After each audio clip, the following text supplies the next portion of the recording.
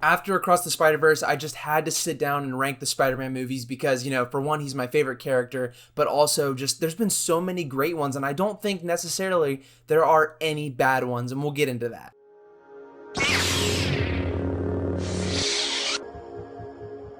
Hey everyone, welcome back. Today I'm going to be ranking all of the Spider-Man movies, MCU, Sony Universe, everything. Not the Venom movies, we'll save that for another video, but right now we're just going to be talking about the main Spider-Man films. Before we get started, if you guys could hit that subscribe button, we're on the road to 500 subscribers, and by the way, it's free. So if you could just hit that button, it would mean so much to me, and also leave a comment down below of your ranking of these movies. So starting off, look, let's just get this one out of the way. Bottom of the barrel is Amazing Spider-Man 2. Now visually, this movie is incredible, but it does too much, and it at least tries to do too much. I really love all of the visual elements of this movie, and I think the stakes are pretty high at the end, but if you know anything about the comics, you know what this movie is going to do. And I should preface this by saying all of the things I'm going to be talking about will include spoilers for those movies, so if you haven't seen the movie, there's going to be spoilers here. With that being said, I think killing Gwen Stacy off in the second movie was a big mistake. The chemistry between Andrew Garfield's Peter Parker and Emma Stone's Gwen Stacy was magnificent. It was great in the first film, it was great in the second film,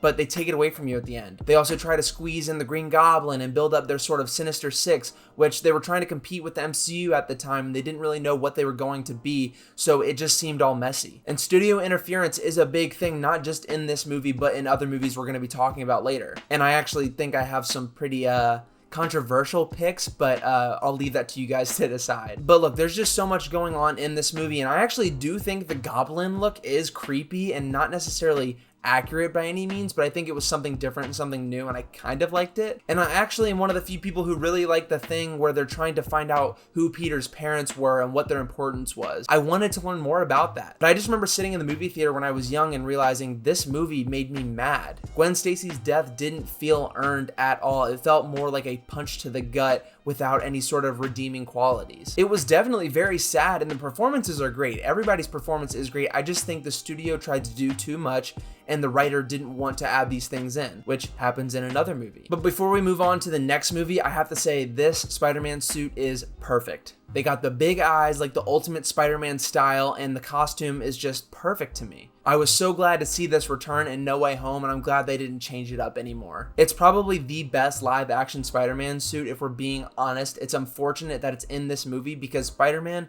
moves like an acrobat in this movie, and all the combat, all of the scenes with CGI and action sequences are just fantastic. It's just really the story and cramming everything in. It's a mess. It's just a mess. Now shifting from dead last, I'm going to be talking about The Amazing Spider-Man, the first Andrew Garfield movie. This is not by any means a bad movie. I love all of the Spider-Man movies. These are all good movies to me. This one just felt like I didn't want it. The best part about this movie is the relationship between Andrew Garfield's Peter Parker and, like I said earlier, Emma Stone's Gwen Stacy. I'm glad they chose the Lizard here to be the main villain. You wouldn't expect the Lizard, being sort of a beeline character, to be taking front and center stage in this movie, but they did a great job with him, and I love Rhys Ifans. His performance is great, and again, with the Mark Webb movies, all of the acting is phenomenal. Upon rewatching this movie recently, there's a scene that really stands out to me with this film, and that's the scene on the bridge where Spider-Man saves the kid. That scene is actually amazing, and no pun intended, and really shows what being Spider-Man is all about. But honestly, that's kind of it for me. There's not really too much that's super special about this movie to me besides the performances of the actors, and I do think Andrew Garfield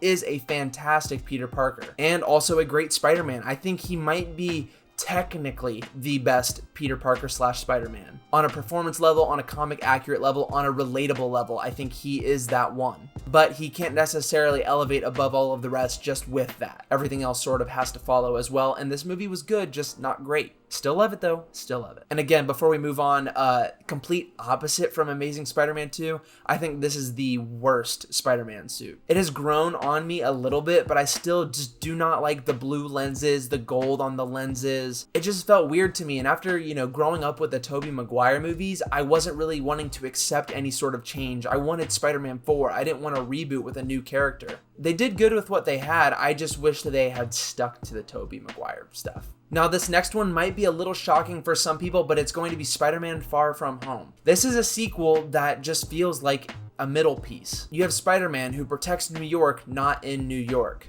And it's weird. It really is just weird. He's in Europe. He's not even in the United States swinging around a bunch of, big buildings. He's in a completely different country doing more grounded level stuff. And I think there's a lot more Peter Parker storyline going on here than Spider-Man. And that's fine. I enjoy that. But, it kind of sacrifices drama for comedy and sort of, buddy film romance type stuff. And there are some scenes that are a little bit ridiculous, but you guys, it's a comic book movie. There's going to be things that aren't realistic. None of it is realistic. When I first watched this movie in the theater, this was right after Endgame, I thought this was a great movie. I loved this movie, but I find myself watching this less and less because of all of the other options. And to be honest, there are times when I would rather watch The Amazing Spider-Man or The Amazing Spider-Man 2 over Far From Home. I do think Mysterio is a good villain, and I like how they tied him into Tony Stark, but this did feel like an Iron Man movie as well, because this whole thing is about how Peter moves on from Tony Stark and sort of crafts his own persona, crafts his own hero. It's definitely a good movie. It's one that I will definitely play in the background, when friends are over and stuff like that. And the scene where Mysterio sort of takes over and does all of the illusions is beautiful, and I loved it so much. But I, again, just don't see myself placing it any higher than the movies that are above it. And this one's really going to shock you guys. Up next, I have Spider-Man Homecoming. I understand why people love this movie so much. I really do. And I do too. Remember, I said I loved all of these movies. None of these movies are bad to me. We see Peter Parker learning to be Spider-Man after already being Spider-Man. I think that's the weirdness that sort of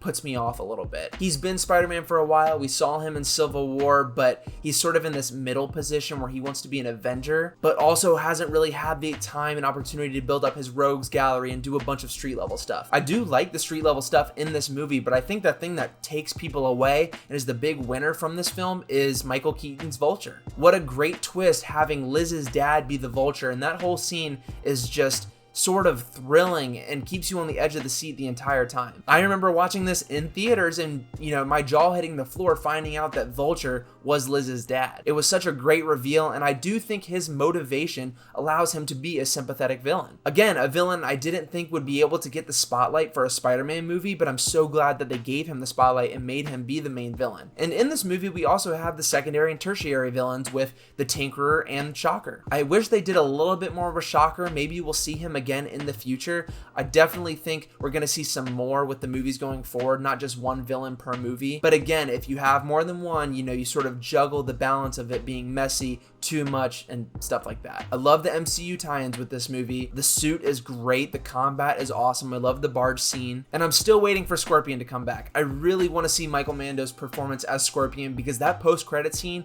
where Vulture talks to him in jail got me hype, and we have seen nothing from it since. So maybe in Spider-Man 4 for the MCU, who knows. Up next is a Tobey Maguire Spider-Man movie, and it's Spider-Man 2.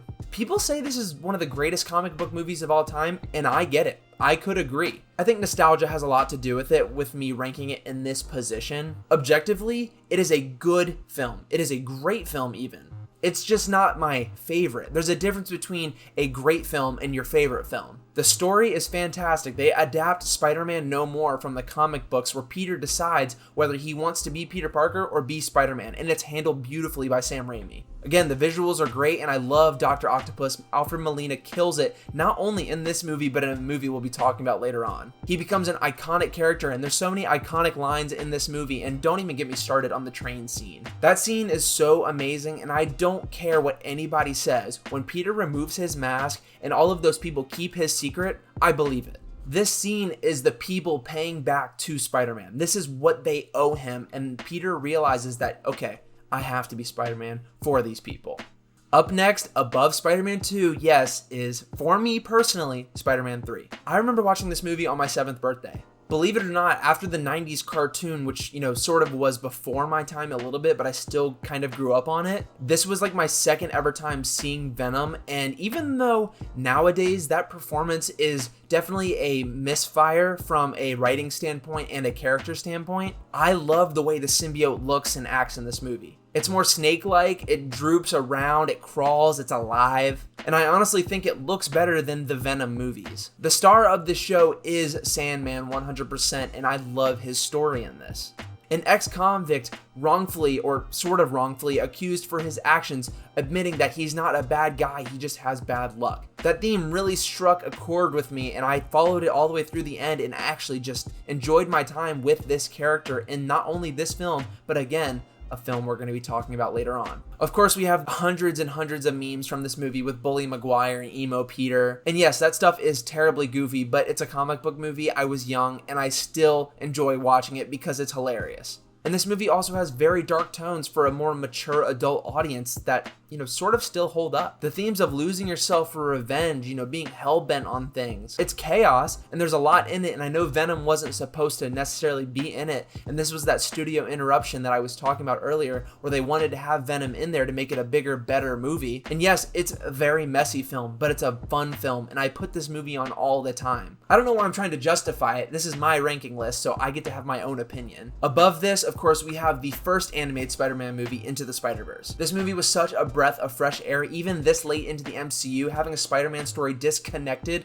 was fantastic. It tells the amazing story of Miles Morales, not Peter Parker. And this is important because if your only exposure to Spider-Man is Peter Parker and you don't read the comics, you have no idea who Miles Morales is. This puts Miles in the spotlight for the first time and tells a beautiful story while visually impressing the world. There's so much I can say about this movie, and if you want to know more about my thoughts on it, go watch my Across the Spider-Verse review where I actually talk about it as well. This movie did so much not just for multiverse storytelling, but for the character Miles Morales in general and animation as a whole. It's a very important piece of art, and I highly recommend watching it. Above that is the newest installment, Across the Spider-Verse. This movie blew me away. Again, this is pure art. This movie is going to be talked about for years to come. How it takes, honestly, hundreds of characters, tells a cohesive story that is still relatable, and yet does something so ambitious. The fact that they actually pulled this movie off is so impressive that I don't think people even realize yet. This movie's only been out for a week, and I have it this high up on my Spider-Man list. And honestly, it's neck and neck with these other two movies that are above it. We get Spider-Man 2099, Miles Morales, Gwen Stacy's Spider-Man, who was amazing in this. I'm saying amazing like 100 times, but cut me some slack, it's the amazing Spider-Man we're talking about. This movie blew me away from an art standpoint and a storytelling standpoint, and it really reminded me of The Empire Strikes Back, serving as this sequel that is so important and so controversial, but in a good way that sets up a third installment perfectly. Go see this movie ASAP. Above this, we have the original, my first Spider-Man movie I ever saw, the original Tobey Maguire, Sam Raimi, Spider-Man 1. This movie is so important to the history of comic book films and takes an outlandish, crazy comic book character and brings him to the big screen in a relatable, down-to-earth way. People either love Tobey Maguire or they don't like Tobey Maguire, and I am in the camp that loves Tobey Maguire because this is who I grew up with. Do I think he's comic accurate? No, but it's its own adaptation and its own version that stands on its own and is honestly just as definitive as any other version. We get the retelling of the origin of Spider-Man and the introduction of the Green Goblin in the first Spider-Man movie. And not only is Willem Dafoe a great Norman Osborn, but he transitions into this insane villain just the same. Again, a villain we're going to be talking about shortly. This movie just is pure nostalgia for me, and I watch it all of the time. It's still got that grainy early 2000s feel to it, and Sam Raimi's style is super present here. Of course, my number one Spider-Man movie has to be Spider-Man No Way Home. Why? Because it just has everything. I know there's probably hundreds of plot holes in this movie, but I do not care. I could not care less. The theater experience watching this movie is something that I will probably never experience again. It was like Avengers Endgame. Everyone in this theater was going to this movie after months and months of hype to witness something that they didn't even know was going to happen. This movie brought all three generations of live-action Spider-Man together into one film. And I just remember my ears almost bleeding in the theaters as Andrew Garfield and Tobey Maguire unite with Tom Holland's Spider-Man